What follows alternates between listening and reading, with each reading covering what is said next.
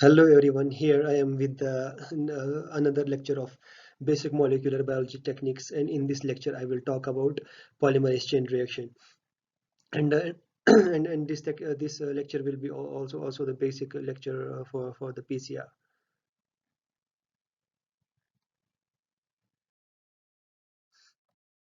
First, talking about polymerase chain reaction, it is a technique that amplifies the DNA and enables scientists to make the billions copies of DNA a molecule in a very short time.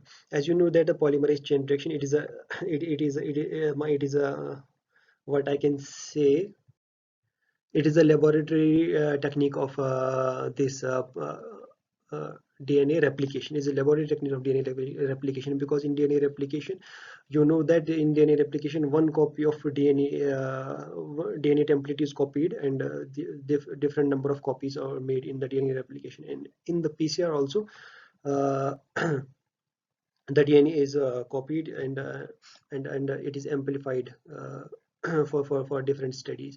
So it is a DNA replication in the test tube that I already said. So PCR has been used to check some of the applications of the PCR are that it has been used to check the expression of the genes.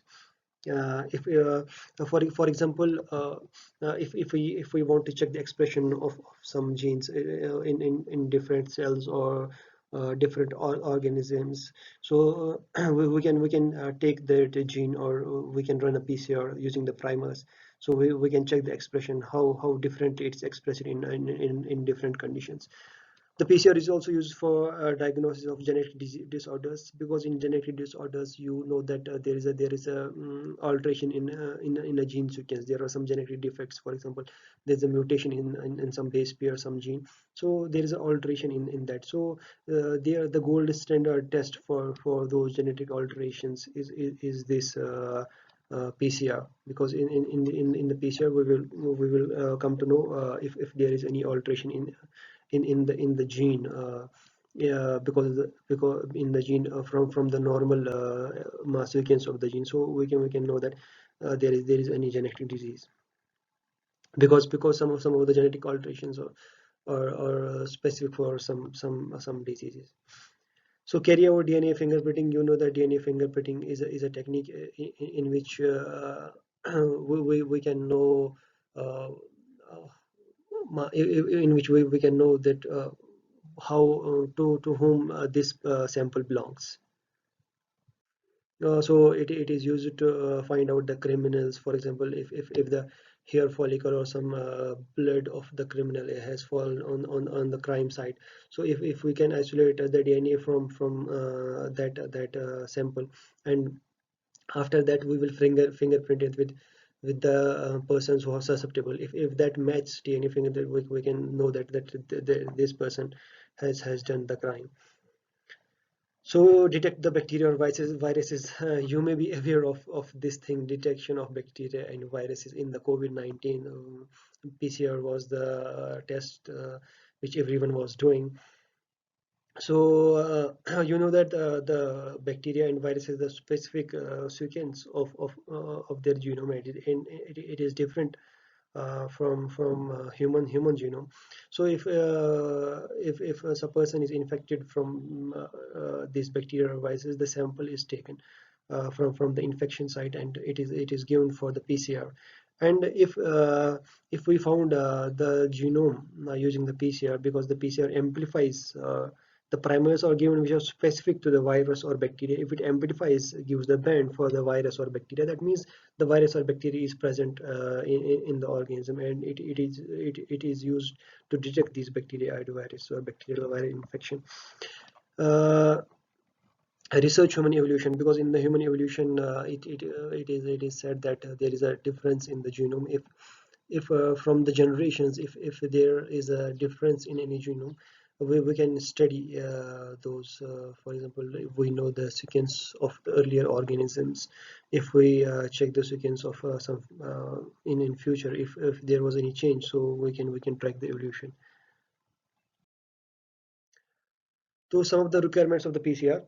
This is also the basic video where I can tell all the basics. What are the requirements that we need for the polymerase chain reaction experiment. So for the polymerase chain reaction PCR, we need the thermocycler. Actually,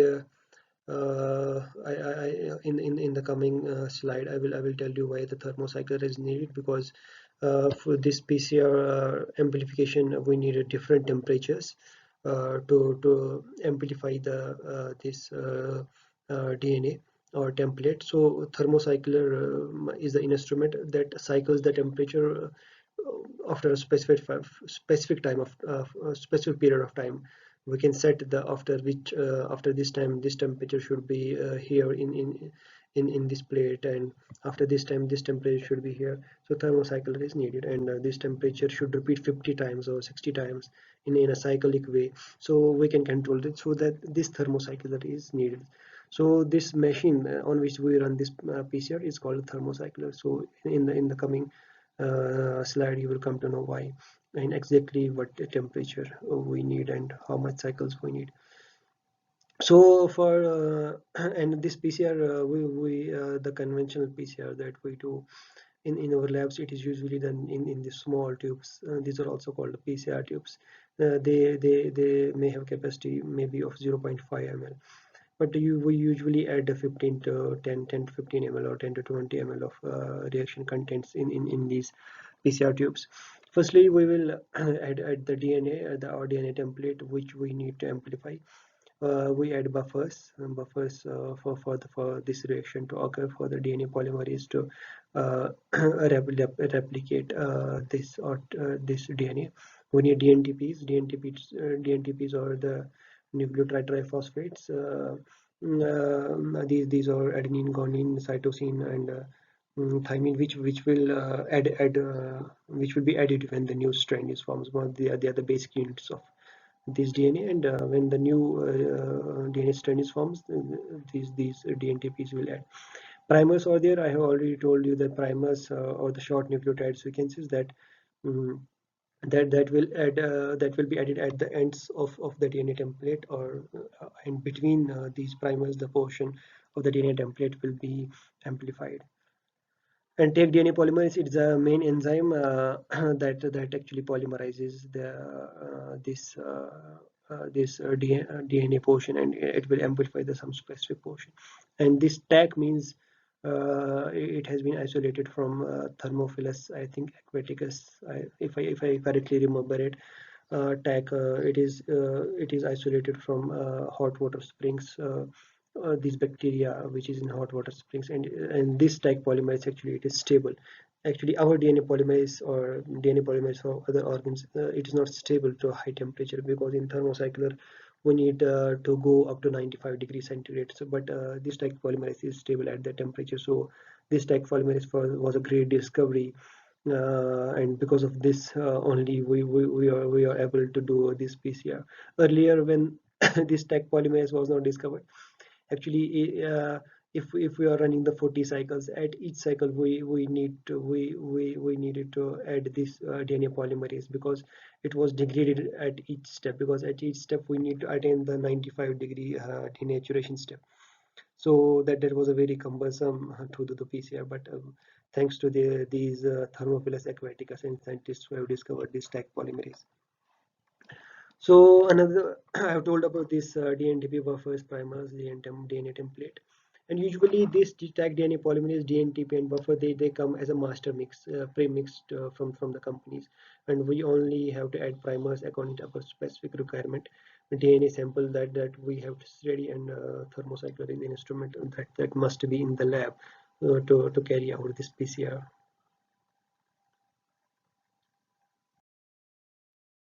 So in the next slide, in this slide, I will tell you about the different processes that we need to do, or that we need to run to do the PCR.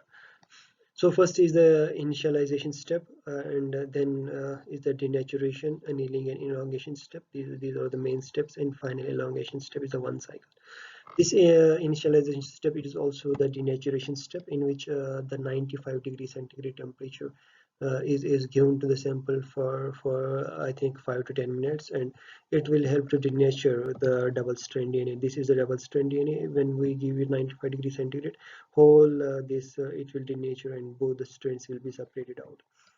And after the single initialization or denaturation step, there are 30 to 25 30 cycles, or sometimes we can go above these cycles also, depending upon our experiment.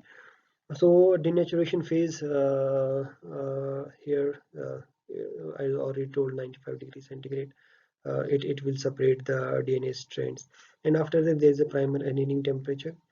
So primer annealing temperature, here it will be 10 minutes, but in this case all these denaturation, annealing and elongation step, these all will be for 30 seconds. Sometimes this denaturation step is kept for 10 seconds also, and annealing and elongation for 30 seconds each.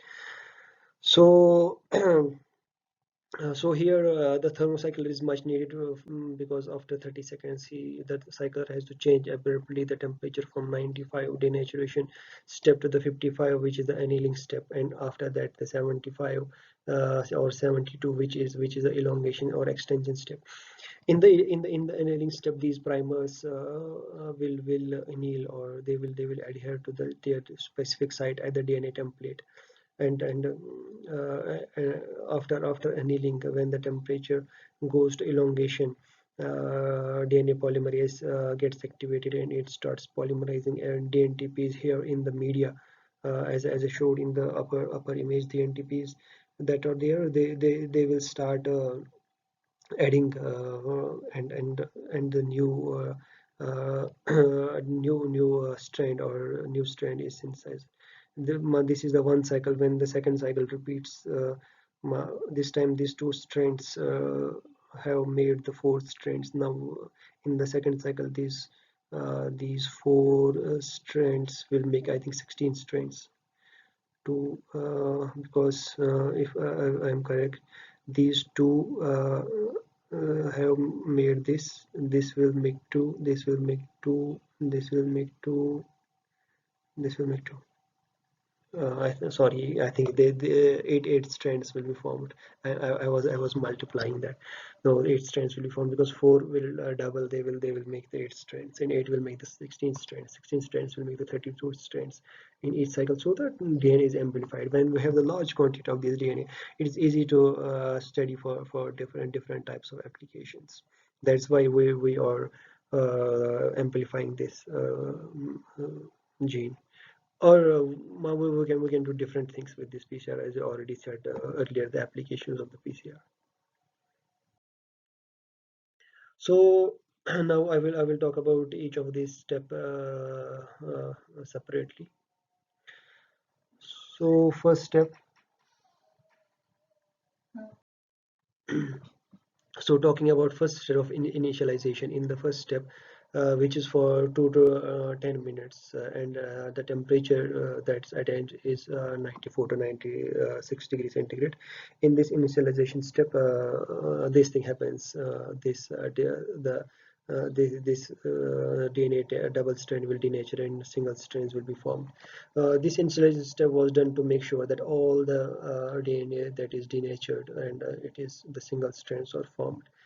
Because initially when we are giving the temperature, you can say that the denaturation step is also doing the same thing, but it is only for 20 to 30 seconds. And if our sample is was at earlier, it was on the ice, it was 4 degrees. So the first denaturation step will not be helpful, because in 30 to 40 seconds, if we give the temperature of this 94 98, maybe the sample will not attain the temperature abruptly in this short time. So earlier, to make sure that the sample attains this temperature, and all the DNA and which double strand will be denatured. So that is the reason we use this initialization step. And second is this denaturation step. As I already told, that in this denaturation step, 94 degrees centigrade to 98 degrees centigrade temperature is given, and it's given for 20 to 40 seconds. And after 20 to 40 seconds, this DNA double strand is denatured, and abruptly the thermocycler changes the temperature to uh, different temperature, annealing temperature. He changed the temperature to 50 to 56 degrees centigrade, and this temperature varies actually according to the primer, according to annealing temperature of the primer. If you see my this video of primer design, you can see in that primer designing video that each primer has a different annealing temperature. In that lecture I have showed the two or three different primers that I have designed in that lecture. So all those have different this annealing temperature. So we have to keep the annealing temperature according to the primers, according to forward and reverse primer. And in that lecture I also told that the temperature difference between this forward and reverse primer, it should not be more than 1 degree centigrade, because they they both should function at the same temperature, because in the same well we cannot give different temperatures to one primer and different temperature another primer, because they are in the same tube. So they should have same TM, or same difference should not be greater than 1 degree centigrade. And this annealing temperature, at that temperature the primers will anneal, and it is given for 20 to 40 seconds, and after 20 to 40 seconds the temperature will shift to the another temperature, which is elongation temperature. In my case I usually give this for 30 seconds. I usually give denaturation for 10 seconds, this for 30 seconds, and elongation I will I give it for also 30 seconds. In the elongation phase, the temperature of 37 degree is given. Sorry, temperature of 72 degree centigrade is given. At 72 degree centigrade, this stack polymerase it will be activated, and it will it will polymerize this it will polymerize the DNA template, and it will elongate from 5 prime to 3 prime direction. Actually these primers, in earlier slide I forgot told you that these primers they gets attached at the 5 prime end of the template, here at the 5 prime end, and they elongate from 5 prime to 3 prime, uh, and here they elongates from 5 prime to 3 prime direction, because DNA polymerase they DNA polymerase moves from 5 prime to 3 prime side. So these cubes here, these are the DNTPs that are mixed in the sample. So I was talking about these primers. These primers get attached at these sites, and these cubes, they are DNTPs, like adenine, guanine, cytosine, and thymine. They get attached at these sites, and DNA polymerase adds them and forms the new DNA strand. And elongation, this the tag polymerase, it acts at 72 to 78 degrees centigrade. And the processivity of this tag polymerase, it is that in 1 minute it polymerizes 1 to 1.5 kilobases. So it has a very good fidelity or processivity. Now the final elongation step is also optional. You can say that in the earlier elongation step, all the this all the templates that have been elongated, but this step is to make sure that if anyone has missed in elongation, or if some template has not been fully elongated, so in this elongation step, which is for 5 to 15 minutes, at the temperature is given uh, from 70 to 78 degree, usually 72 degrees centigrade, it ensures the remaining of the DNA strands are fully extended or elongated. And then there is a final holding step. Here it is written that 5 to 15 minutes, but usually I keep it for the infinite time. And I hold it at 4 degrees centigrade sorry, this is the final elongation step. So this final holding step, it is indefinite time. It so when our PCR is done, so if we are not around to take our samples from the PCR, it will automatically keep them at 4 degrees so that the samples will be safe for any other analysis. So when we are around, so we can take the samples from this PCR machine. So this is the overall two-step PCR. Uh, in this picture, it is shown that actually this PCR it is not done in one step; it is done in two steps. And the reason behind that for most of the procedures and for most of study of the most of the genes, we usually study mRNA, because mRNA is the thing that is expressed in the proteins, and that is the functional thing that is giving function to any cell or organ. So if we need to study anything, we usually study RNA. So first we have to convert RNA into the cDNA. So in that case, we also have to run PCR. In that case, we will add RNA buffers and dNTP. And in this case, the enzyme is reverse transcriptase, which reverse transcribes RNA into cDNA. And oligo-DT is a primer, which needs to the poly A tail of the RNA. And after that, it when we run this PCR step, usually it is run at 40 degrees centigrade for I think 1 hour or 190 minutes. And after running this, the cDNA is formed, and when the cDNA is formed, this cDNA we will add some part in this tube, and this cDNA we need to amplify or study this. So in that case, DNA polymerase and other things that I discussed earlier is added, and after that, then we will get this amplified DNA. So this is the one-step PCR. You know, some companies or some companies have made the kits, or we can also do this one-step PCR.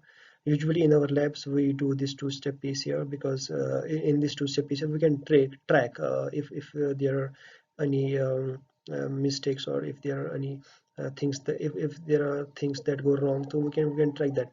Here CDNA is not formed, that means something has gone wrong here.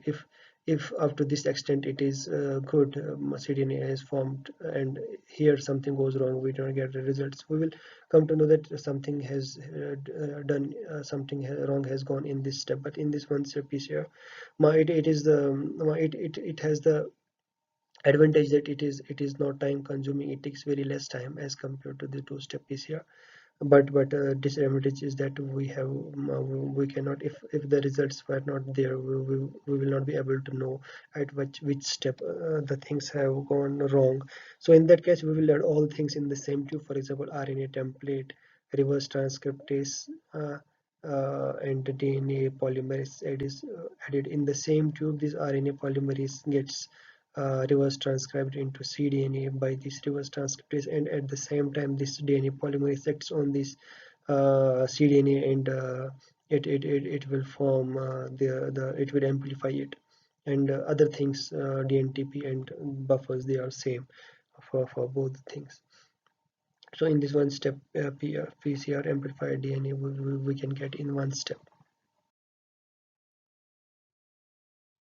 Here in this slide I can better explain using this slide, this one step PCR, reverse transcriptase PCR. In this PCR, the actually this step is in all the PCR things, in all the types of PCR, because we have to isolate this RNA from cells or tissue in both the cases, two step or one step PCR. And after isolating total RNA the sample, it is because of using that reverse transcriptase. This reverse transcriptase reverse transcribes this mRNA using the primer oligo-DT. Its oligo-DT is DT. It binds to the poly A tail of the mRNA, and first strand synthesis occurs. So this is the mRNA strand, and after that, first strand of cDNA is formed. Here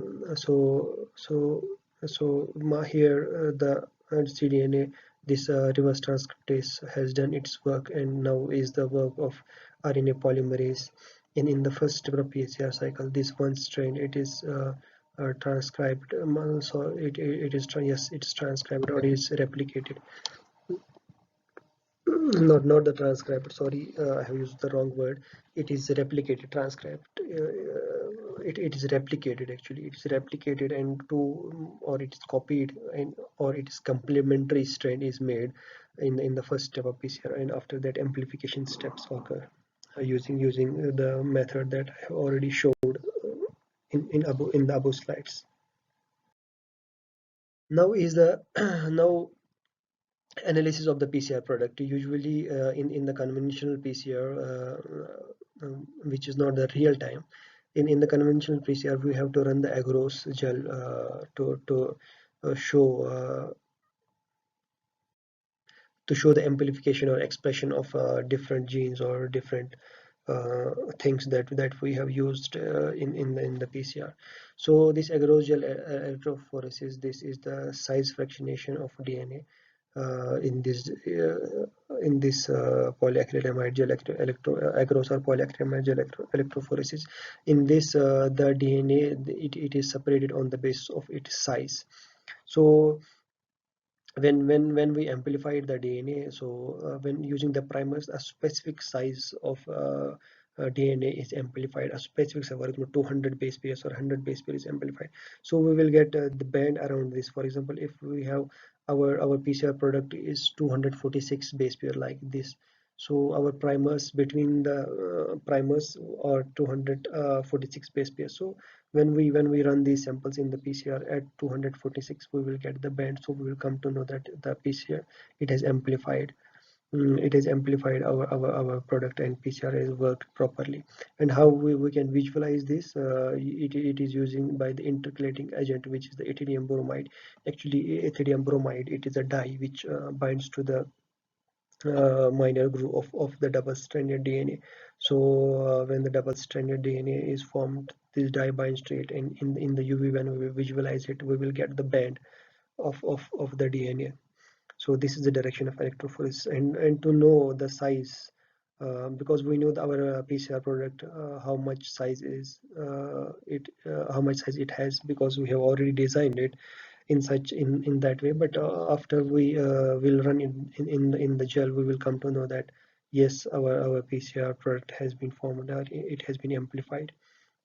This uh, this PCR, this gel running our samples in the gel can be used for different things.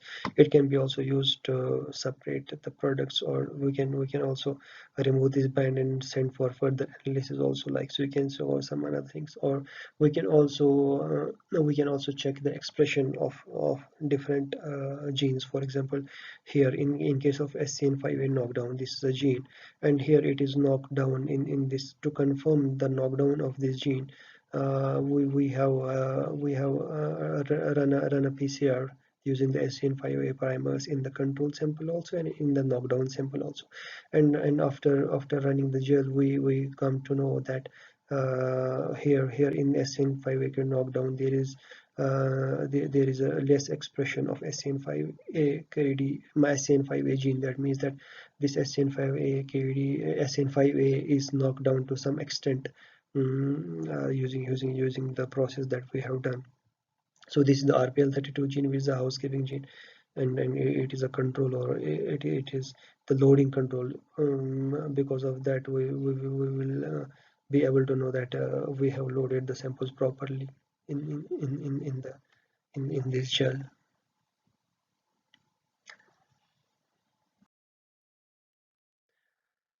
So in the traditional PCR, what we are doing, that I was talking about until now, was the traditional PCR. In that case, there was a cycles, after a number of cycles. When the reaction was completed, we will run the gel, and we will take the gel image, and we will come to know the expression, like I earlier said. But in case of quantitative PCR or qPCR, in case of qPCR, we will it is a quantitative process, or is a real-time process. We will come to know the amplification at each cycle of the PCR. In this, some of the dyes are there, or some of the probes are there, which will bind to the DNA at each cycle. and we will come to know at each cycle how much the DNA is amplified at each cycle. In this real-time PCR or quantitative PCR, we are able to amplify or detect the amplicon chains in a real time and at each step. And usually fluorescent signals or some specific probes or DNA binding dyes are used in this to detect the chains. So here the fluorescent signals or dyes that we are used, they actually bind to the DNA and they give the fluorescence. For example, usually the cyber green dye is used in case of qPCR, and this cyber green dye, it has a very low background fluorescence when before when it is not bound to the DNA. So when it's not bound to the DNA, it will not give the fluorescent, or it will give very less fluorescence, which is negligible. And when it binds to the DNA, and it gives the fluorescence. And the number of DNA, the DNA that is amplified, number of copies of DNA is directly proportional. When the number of DNA increase over the number of DNA amplifies at this step, the dye keeps on adding to this adding double stranded DNA. And when the fluorescence increase, it is directly proportional to the number of DNA or quantity of DNA in the sample. So at each cycle we will come to know how much DNA is amplified. So here I have also shown that this dye, which like the cyber green, it binds to double stranded DNA. So for example, here in the first cycle, when the two copies are formed, so it binds to the two copies, gives that much fluorescence. When the number of copies increases, the fluorescent dye that binds to the more number of copies and fluorescence increases, and it is directly proportional. The fluorescence we will measure from the instrument is directly proportional to the number of copies of the DNA or quantity of the DNA that is in the sample. So this was all about qPCR and PCR. So I hope you have understood it properly. So thank you for your attention, and uh, thank you for your attention. If you have any doubts, you can write me here in the YouTube comments. So thank you. See you in the next video.